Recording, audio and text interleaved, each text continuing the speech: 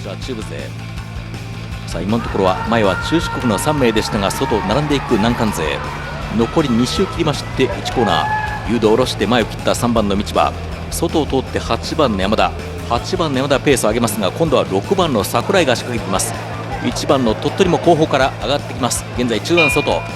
さあジャンが入って3コーナー、6番の櫻井が先行体制、4番の大月はその後ろ、